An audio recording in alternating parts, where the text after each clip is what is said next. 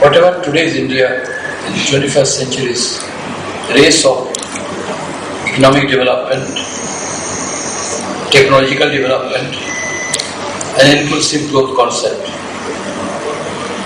If I can explain very correctly, the basic source of this vision was late Prime Minister, the hope of the younger generation, former Prime Minister, Sri Rajiv Gandhi. I had the privilege to work with him very closely, both in the party and in the government. I cannot forget the centenary session of Indian National Congress in Mumbai, where he brought out a new chapter in the party organization, asking, recognize the grassroots, get rid of the power brokers. This is the main thing. If could be translated till now in the proper spirit, I think in the organization, Rajiv Ji's concept and dream would be absolutely fulfilled, and I am very happy following the footsteps of Rajiv Ji. Madam Sonia Gandhi Ji and my young friend Rahul Gandhi is working in this order and that order.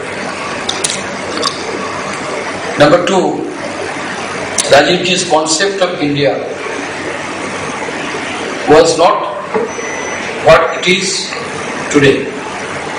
His concept of India was India in terms of skilled manpower, in terms of its ancient cultural heritage, in terms of its philosophy for coexistence, tolerance, in terms of its secular credentials and integrity, to be ultimately not merely what called world power, a great torchbearer of the modern world civilization.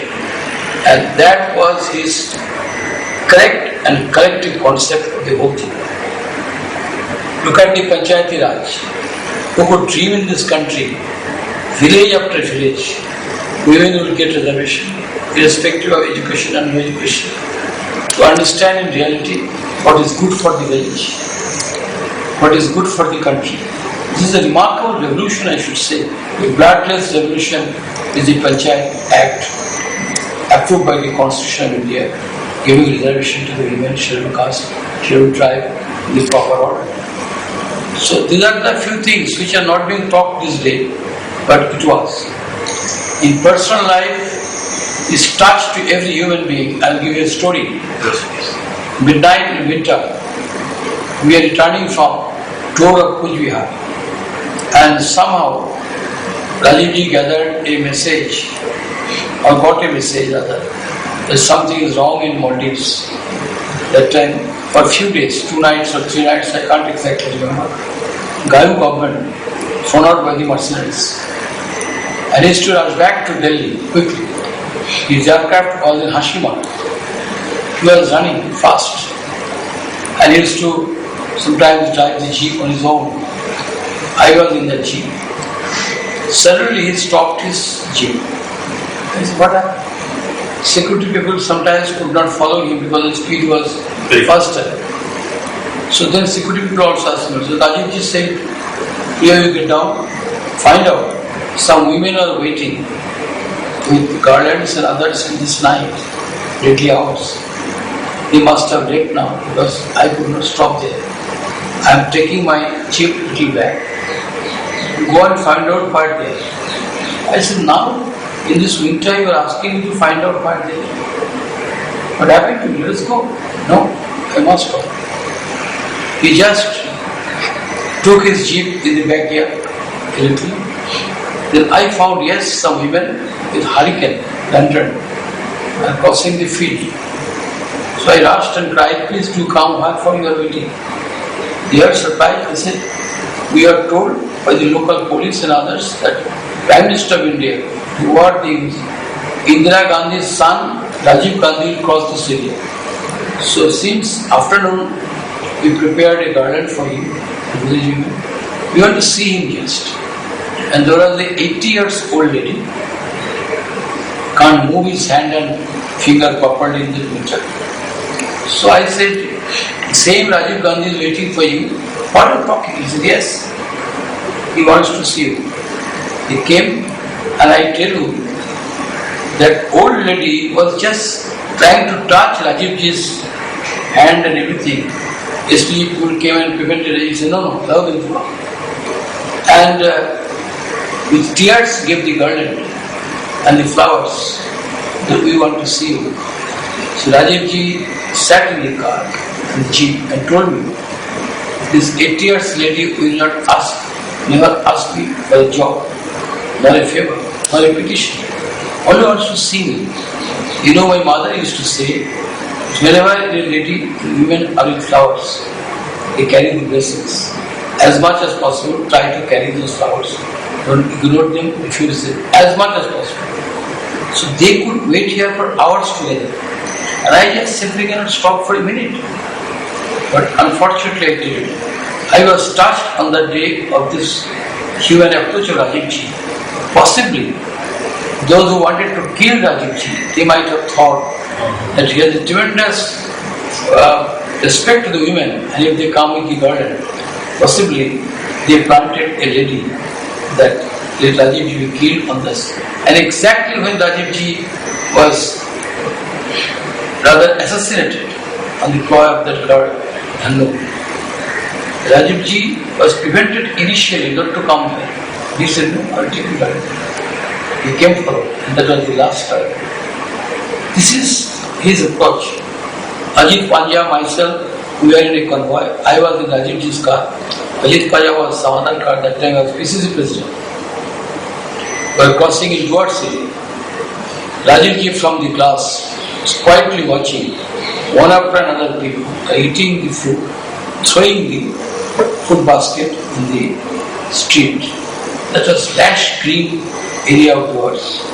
Rajivji stopped the vehicle. Asked the SPG and others, who threw the food packets? Collect. They should collect it, deposit in some safe place, not making dirty of the green lash. This is causing hazards of the environment, hazards of the green, hence of this area. I will not tolerate it. So then he said, I don't want security. You go. Take who did it. Few police officers. Ajit compelled them to take back the food packet, thrown in the ground, and to place it somewhere, not to spoil the environment. They are throwing the chicken tongue, this and that, and everything. So I got a new lesson, how to keep clean up the environment and everything, how touchy he is on every small point. And the last incident is very important. We left a place called Veerpara indoors. Rajivji had lunching hot there. He took his lunch a little bit and he asked everybody should we share the food. Rightly or wrongly, two police inspectors, they were in their vehicle, and two vehicles carrying 9 constables. Rajivji observed they are having only 5 packets.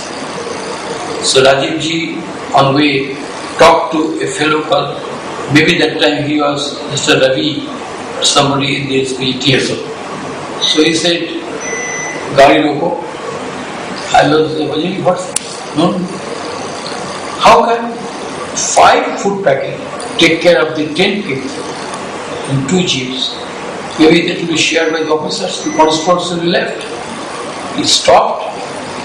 He ordered me, first initiate the full packets for everybody, or see yourself it is shared equally, other than your book. Can you imagine a Prime Minister to do it? This is how his concern was expressed on that day. So that is how I saw him. In many matters, treatment, illness, his concern to everyone was so great. Well, I can only tell you that once he was in Bengal, in a village area of Malda. A lady Muslim came two of the children. He could not educate, he has no money. But she has a dream that they should be properly treated and properly educated. Took the paper. Came back to Delhi. After the cabinet meeting, because that time I was Minister of State, normally all the cabinet I could not go unless there is agenda. So that day luckily my agenda was there. So he called me. I went to George's room. I said, PM asked me to come. So after that PM called me and said, and Rajiv said, I got a paper. Well, I completely true. You must go back and find out whether the Muslim ladies' sons have been treated and got any education. Otherwise, you support or take any help that you get. She was in tears. Tour was completed 18 days back. He has not forgotten. And he didn't forget that face and the problem and the tears. This was something I cannot explain to you. How it is that a problem of the country, issues of the cabinet, serious concern of the international development did not stop him to think for the fate of that Muslim lady and their children. And I tell you, it was amazing to me. I cannot explain how it was. The same Nandigram area, not exactly Nandigram, Tamluk area. He went, he travelled on road. And he said, this area I have told, it's a very important area of the national struggle. He said, yes, I narrated. Then he said, the great martyr Matangini Hajra, who was from this area, can you tell me the most deprived village here? I said, Alina. He declared this village should be developed in the fastest world. He came back, PMO team went there, and Wazir Haimullah, Session, that time their officers, all are involved and works are done. This is how he used to think of. He went himself to the agricultural field when the people are ploughing or trying to cultivate the land, talk to them in a village of North Korea. He came back and went suddenly without talking to anybody, turned to a village. By that area he got the information which are the tribal village and tribal schools. Suddenly stopped. First time you mentioned. I tell you, it is district of Purulia.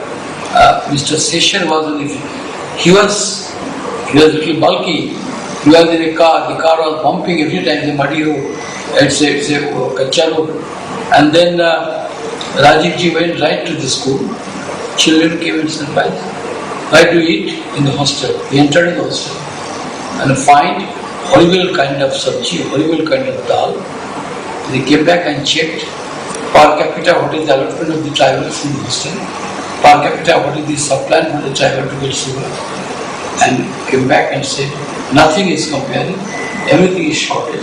Immediately started there. Then the tribal support was increased and many wrongdoing things have been changed.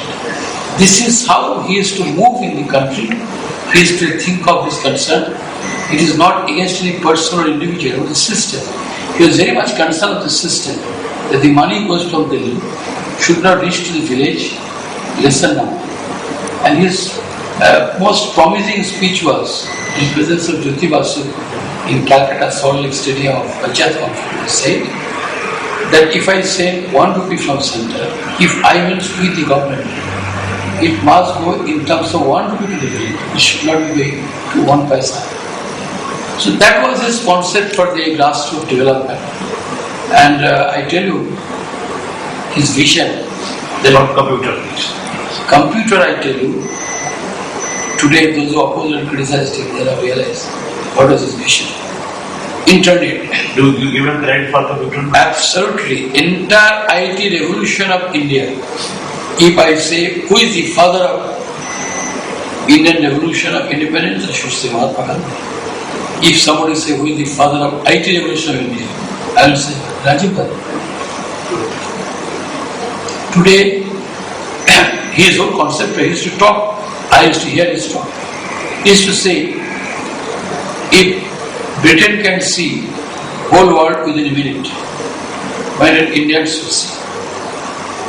If American president can watch what is happening, those days there was trouble in Iran, Iraq. what is happening between Iraq and Iran, India means satellite, projection in television, instant. Why all villagers who send their children to work in Gulf cannot talk to their father, mother and everything? Instant dial, ISD, mobile telephone. Everything was his instant dream for, as I say, pioneer of the modern world civilization. India should carry the vehicle in the same space was his dream. And all that we are claiming today, whether it is the minister of A government or B government, whether the prime minister of A government or B government, basic strength lies with vision of Rajiv Gandhi.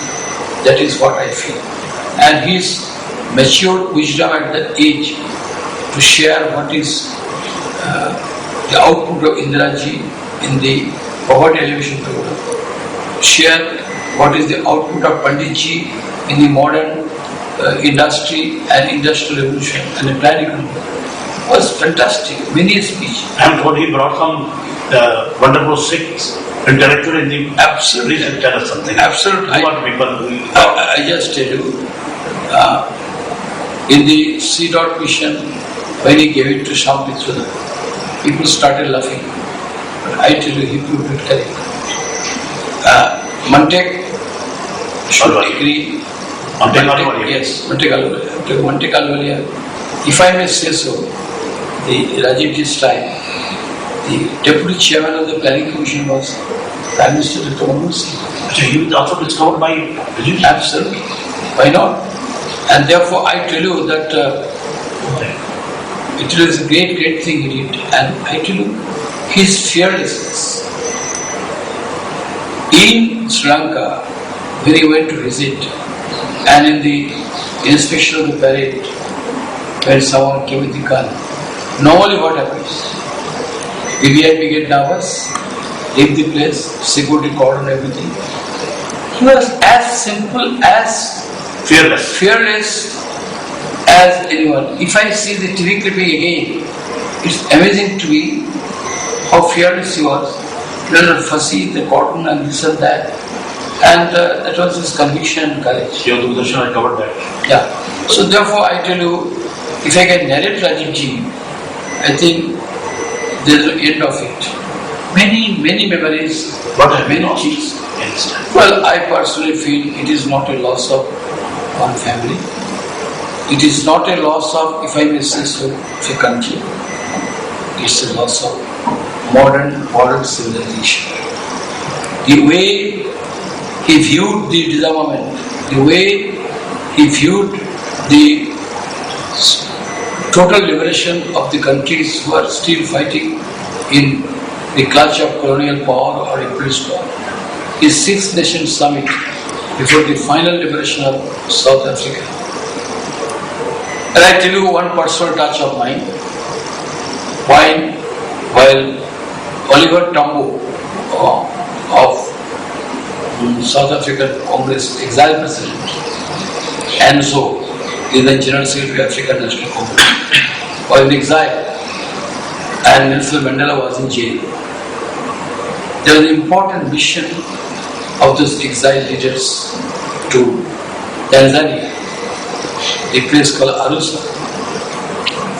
Can you imagine in that conference? Suddenly I was addressing a meeting in Howrah. I was picked up by the officers and Prime Minister called him. I came back to Delhi. From the airport I went to him. He was moving in the lawn. He said, Pure, tomorrow morning, Air India flight, you will go to Nairobi, go to Arusha. I have a message for the final bit of struggle of the South African leaders of ANC. You have to take the message. I said, how Rajivji is trusting me. Such was his abundant trust. I got the briefing because I was the minister. What has been big to me by the Prime Minister, not a matter of subject. Now, till I am active in politics, I cannot disclose. But yes, Lawrence celebrated me. I was in airport. Then He also went with you? No, he briefed me. Then some friend was with me in the airport, government official. He told me, my seat will be your seat. I'll be with you. And in the flight, I went to Nairobi. From there by road, I went to Arusha. Anand Sharma went there as a political functionary to attend the seminar. My mission was there. That was the last meeting to the exiled ANC President Oliver, who is dead now. And so, who is also dead. You also sponsored Africa Fund? Yes, Africa Fund was the concept of that. And then when Nelson Mandela came to India, when I received him in Calcutta airport after Delhi, I just quietly said, I was in the meeting. He hugged me. And this is the way Rajiv used to function for the liberating forces here and there. And that is my greatest appreciation, that on such a crucial mission, on such a great task, Rajiv ji reposed his full faith in me. I was a junior minister, not a senior prime minister, yet he trusted me. That is how. Brought you up. Yeah, that is He how. saw potential in you. I tell you that Rajiv ji's death, I cannot believe, I cannot explain. Where were you? Well, I was preparing for my counting of the election vote next day, because my election was over in Howrah. Rajiv ji addressed last meeting in my constituency, 2 o'clock in the morning, and came to Delhi and went for. In fact, the day Rajiv ji died, 21st May, I think 6 days back, he has his meeting in my constituency. That was the last speech in my state with me. Recollect what happened, what he talked to you. Well, believe me or not, the same PSO who died, his name is Gupta. Pradeep Gupta. Pradeep, he was with Rajiv ji and with me. And he said, sir, आपको meeting 10 बजे 4 बजे है, वो होते होते रात 2 बजे हो जाएगा, इतना दौड़ा चल रहा है. And then I waited. Even after 2 o'clock in the morning, people at 4 o'clock waited. Can you believe this? But simply addressed the last meeting and left. And then everything was over by 21st. Well, that's a chapter, but I tell you, Rajiv ji was fond of every Indian. Those who tried to make ploy against him, unnecessary, unfounded, I feel for them why they do that. Why they could not stand on the aroma of the most beautiful rose